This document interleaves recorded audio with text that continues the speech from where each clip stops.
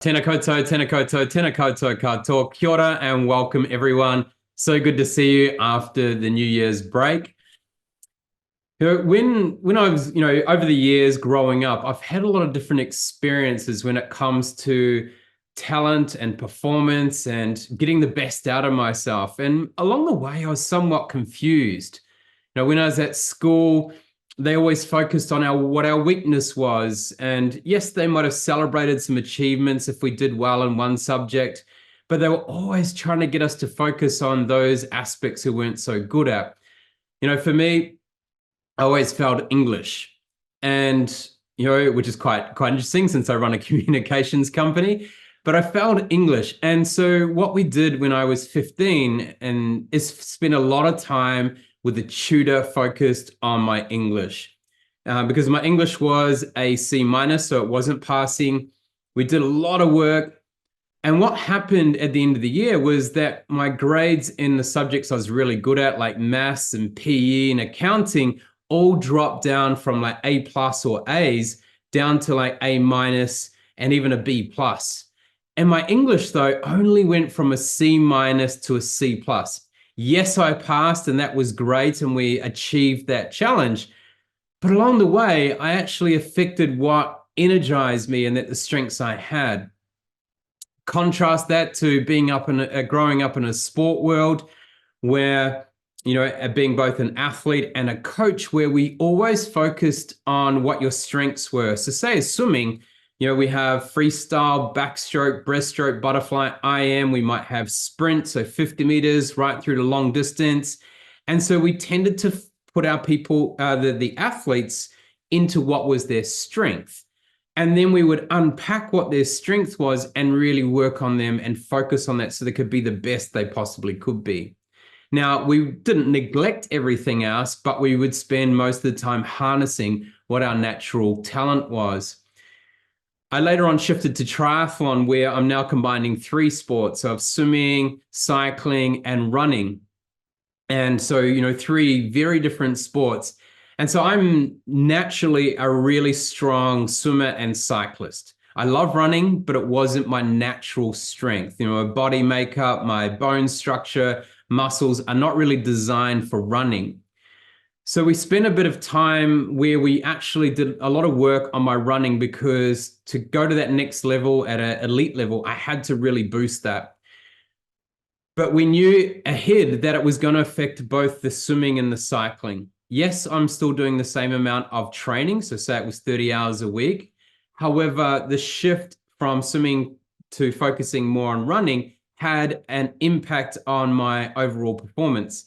So yes, I got faster at running, but what happened is I stripped away a lot of the fat that you tend to hold as a swimmer.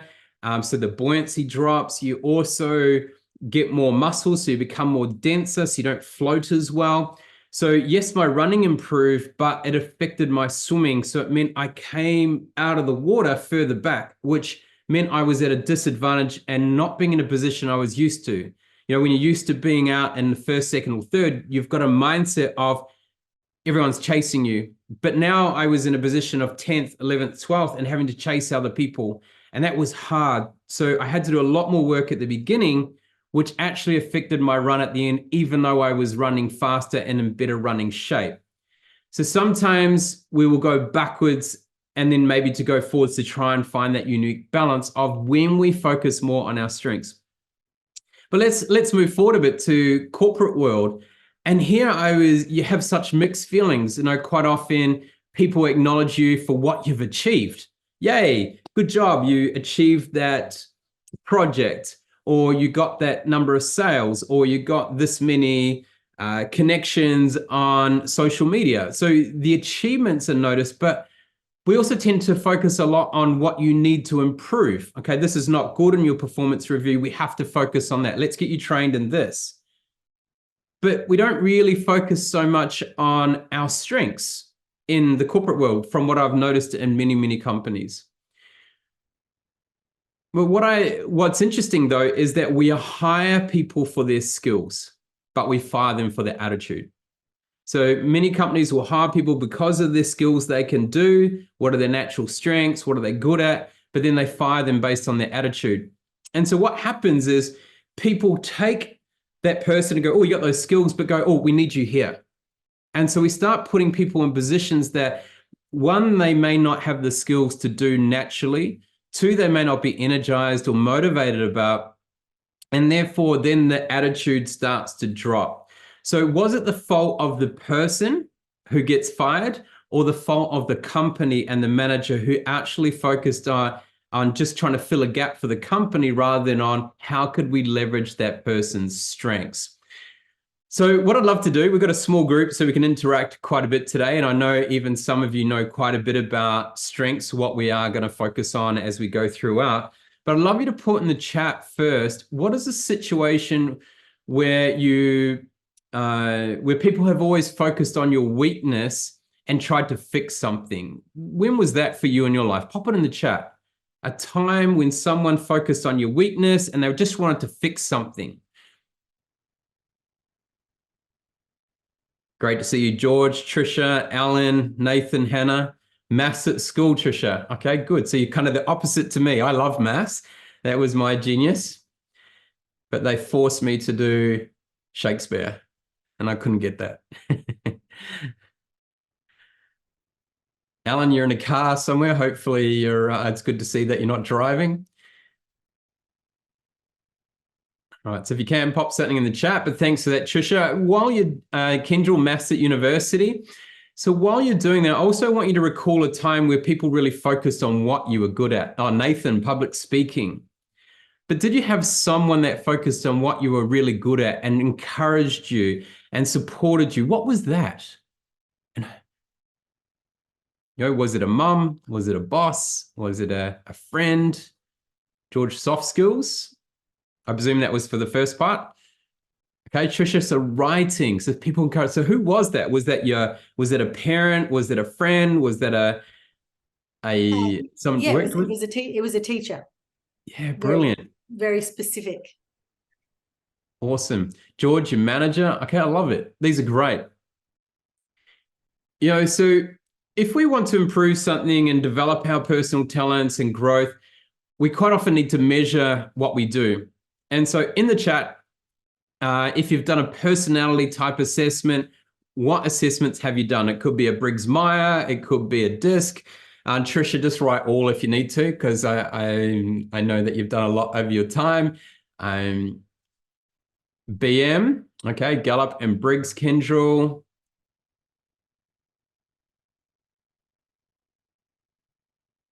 DISC, Nathan. Okay, great. So we've got a couple of different ones here that people have done. And so different assessments, and we need to understand this, that it's really hard to compare personality assessments because generally they focus on something particular. They're measuring something, and they're not always, you can't always compare them from one from another. Is anyone on here who hasn't done, who has done Clifton Strengths, by the way? So I know Trish has, I know Alan has, Kendall has, George hasn't, Nathan, looks like you've done DISC, probably not. Hannah, maybe not as well. Okay, so what we'll do is a little bit of an activity first. You can kind of get the concept of this before I kind of delve into what strengths is and how they work. So, okay, I want you just to pop into the chat a why if you're the person that when you go into an elevator and you're waiting for an elevator to open and you keep pushing the button. And you keep pushing the button because you want to remind the elevator that you are still there. Or maybe even pedestrian crossing. Is that anyone in this group? Alan, that's you. That's a no for George. All right, so if it's a yes for you, then it's possible that your strength might be activator. Like one of your top strengths could be activator. And so this is someone who is self-starting, pioneering. But when you've got activator as a strength, you also may have a blind spot, which could be the fact that you come across as a little bit impatient because you want to get things done. You want to activate and get things done. All right. Is there anyone here who, when they get onto a plane, they want to talk to everyone in the plane? Maybe when they're in the lift, they like to talk to people. When they're in the grocery store, they like to talk with people. Do we have any yeses for that one? Maybe when you go into a networking event or you come into a room and you're the person who wants to connect with as many people as possible. That's Alan. Okay, so if you have that, then it's likely that a strength named woo, so winning others over, could be in your top 5 or top 10. You're that someone who likes to break the ice, connect with people. But the blind spot of that is that you could come across from other people's perspective as a social butterfly, and they might get a bit frustrated because they want to have a deep conversation with you, but you're already moving on to talk to someone else. All right, so let's try another one. Are you that person who likes to take lots of notes, maybe do to-do lists at night, maybe even in the weekend, in the mornings? All right, so get Hannah. Good to see you, Hannah. Or thanks for your message in there, Hannah. Okay, no. So if you're someone like that, then you might have the strength achiever.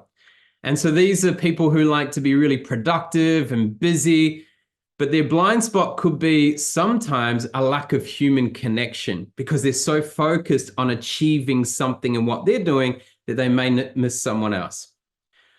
Okay, we're going to go a fourth one here. Who is someone in their wardrobe? So if we opened up your wardrobe, it was really organized, it was color-coded, you knew exactly everything where it was. Actually, has anyone seen Beckham, the Netflix documentary? That guy is seriously OCD. I have never seen a house or a wardrobe as organized as David Beckham.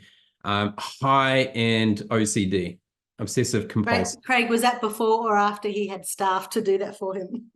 No, he does it himself. Well, apparently does it himself. He talked through what he does and he okay. goes back and adjusts everything and he'll know if someone's moved something. Oh, wow. Okay. And it's like to the micromillimeter. Yeah. All right. So if it's someone, then your strength, you could have a strength called maximizer. And you're someone who likes to take something from good to great. But the blind spot could be that you obsess over something and it must be perfect. So perfection sometimes will kick in as perfectionist. All right, so if you haven't done strengths before, we're going to now dive a little bit into Gallup-Clifton strengths. Now, this is a personality assessment that is my favorite in a way, and I'll share why as we go through. And because quite often what we see with a lot of personality assessments is they like to position you in little boxes. Quite often it's a quadrant. You might be 1, 2, 3, or 4. And even though the entire human race is separated by only 1%, our DNA, and chimpanzees only by 2%, everyone is so uniquely different. So to separate us into 4 tangents, to me, I find it a little bit hard to grab. But a lot of people like boxes and simple boxes, so it helps them to start to understand. But if we really want to fully understand a human being and get the best out of them, we need to go deeper than just a quadrant where 25% of the world are all in the same quadrant. So we need to go a little bit deeper. So let's have a look at the science of strengths.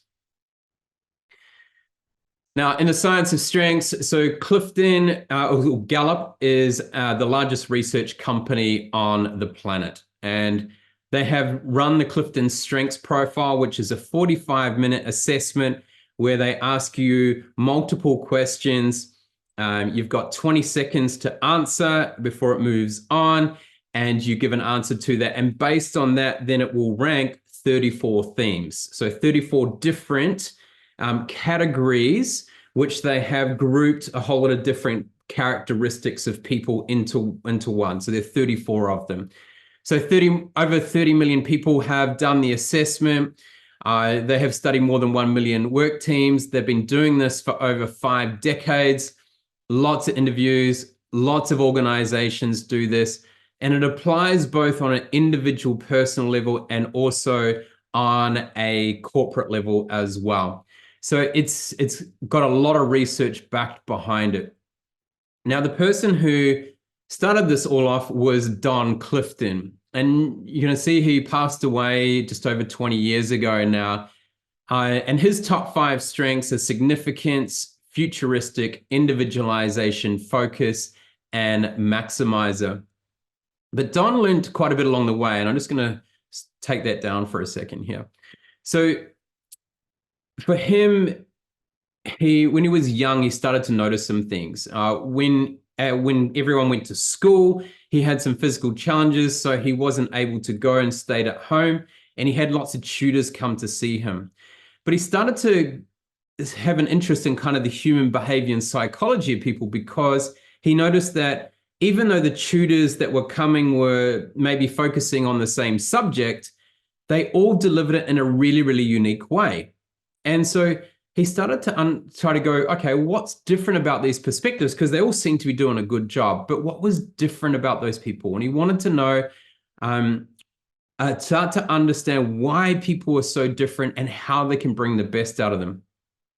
So that was his first insight into differences in people. The second one was when he grew a bit older, he started to study people who were highly successful. And he wanted to know, he had a question around, what was the commonality between all successful people?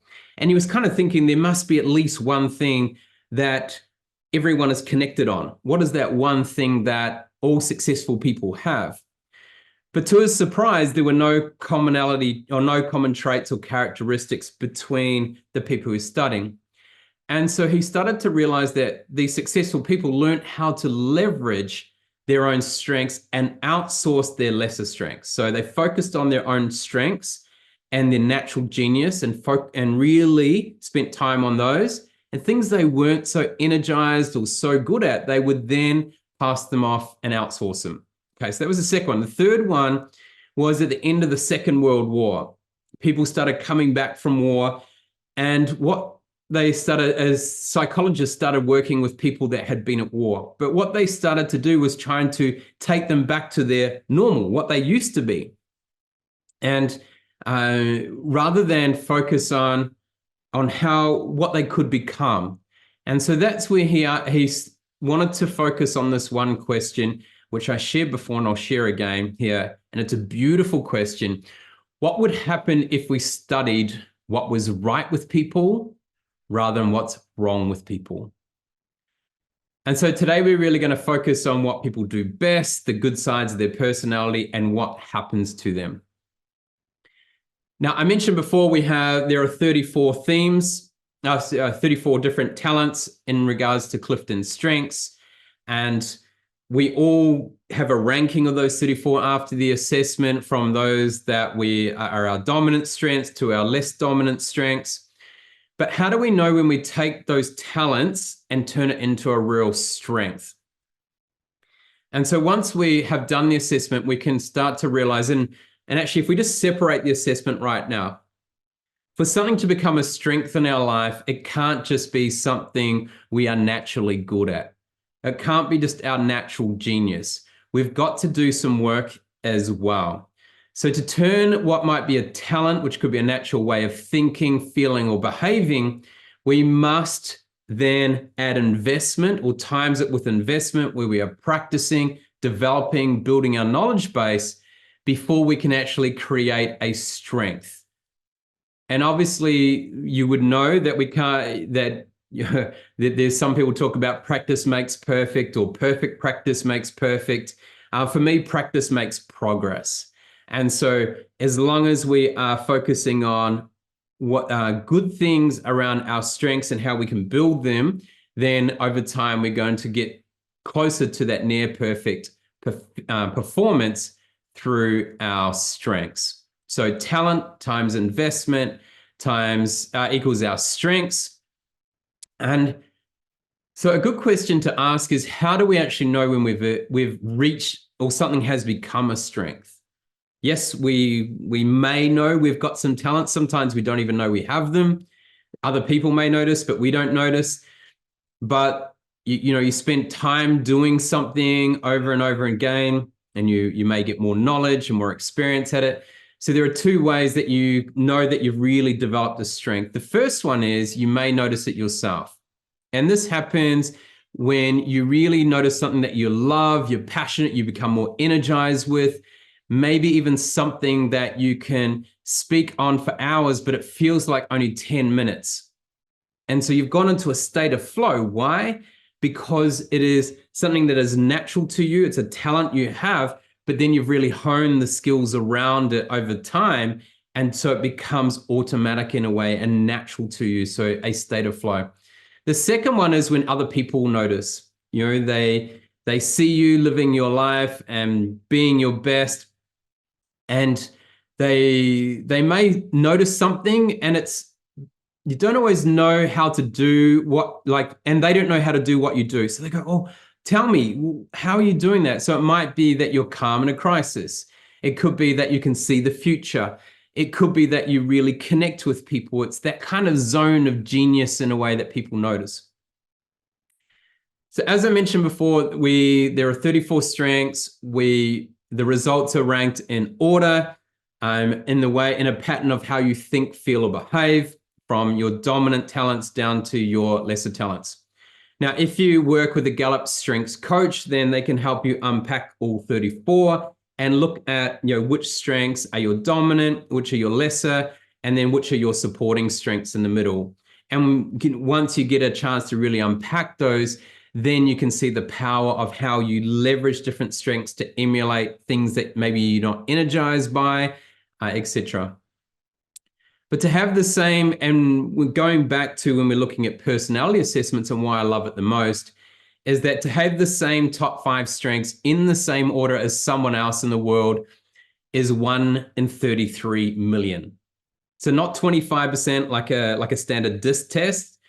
It is 1 in 33 million, which is really, really, really powerful. So it means that it really showcases your uniqueness and how you're differently wired. So let's have a quick look at my top 5 strengths so you can kind of get an idea of what some of the strengths may look like. So my top 5 are learner, futuristic, strategic, relator, and responsibility. Now, I use all those top 5 strengths at different times. However, the top 5 are what energize me the most. They are what I'm most natural at it. That is where the ones that I'm in my natural genius. Now that can expand out to maybe the top 10, 12, maybe 15, that you really are your dominant strengths, but top 5 keeps it simple. It's easy for you to focus on and nurture unless you spend the time to really unpack it. You got someone coaching you through it. And so if I look here at number 2 is futuristic. Now I'm really energized by the future, what's possible, what we can do, innovation, technology, what we're going to do over the next 5, 10 years, putting in a plan in place. So futuristic is number 2 for me. Complete opposite to that is context. So context for me is number 33. So it's second to last versus futuristic, that is first. I'm just going to stop sharing so you can see me here. Now, they are both about understanding the current and the future, but context is based on understanding it through the lens of the past, the history. Now, for me, I'm not so energized about history in the past. Yeah, I will consume a bit of it, but it doesn't fascinate me. I won't sit down and watch hours and hours and hours of things that happened tens of thousands of years ago or even 50 years ago. I'm focused on the now and what we can do in the future, what's possible. And so so you can see the differences there. But what we can also do is utilize, say, our top 5 strengths to emulate a strength that may be a lesser strength. So for me, empathy, I think, is number 29. Okay, but a lot of people will see me and go, you show a lot of compassion and at times empathy. For me, it's more compassion because I have the ability to understand, but I want to help people rather than sit in the empathy side of the feeling of it and be consumed on the feeling. But if I look at my top 5 strengths, I'll come back to them. How do I emulate kind of empathy that people will see? 1, I'm a good learner, so I will actively listen. I'm very good at actively listen. So people feel like they're understood, that they're the most important person. I can see the future for people and I can help them with a strategy, the steps to get there. I'm very good at relating with people. I have ability to connect and go deep with key people. So I can build a deep, related relationship there.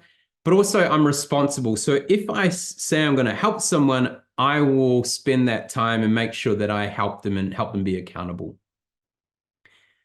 So that's how we can look at strengths. And we're sharing a lot today in a very short period of time.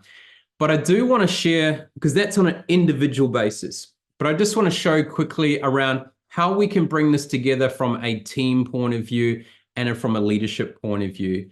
Because not only can we look at strengths from our ability to, as an individual, but also how we might work and connect with other people and also lead our team or a corporation.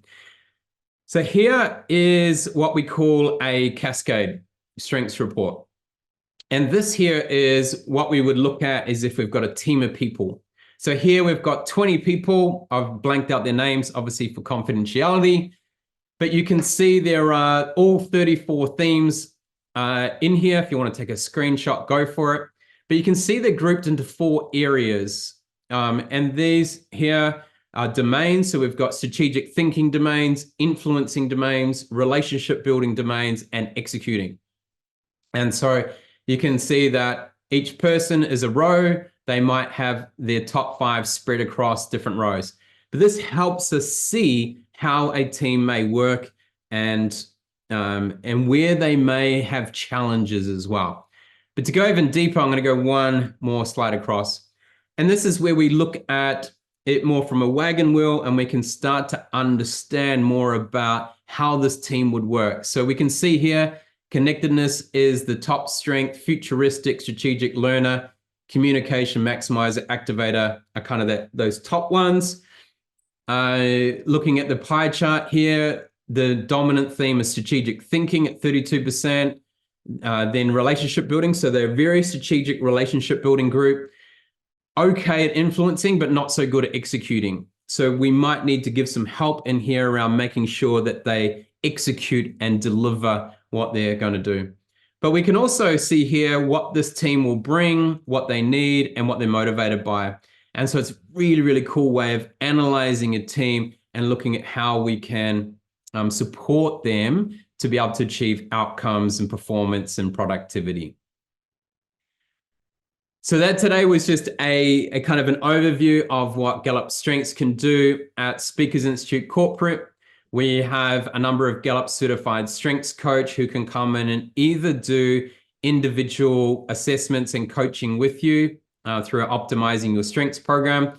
We can work with your leaders and managers with the Leading with Strengths program, or we can start to look at how we foster a strengths-based culture through working with your CEOs, executives, senior leaders, and maybe even the owners of it. We're about to wrap up. So if you have anything that resonated with you today, pop it in the chat. If you do have a question, pop it there. We'll have to email you back the answer, or maybe arrange a one-on-one call with you. But thank you for your time today. I love to see that you hone us in and focus on what your natural genius is, what your strengths are, so that you can bring your best and bring the best out of your other people.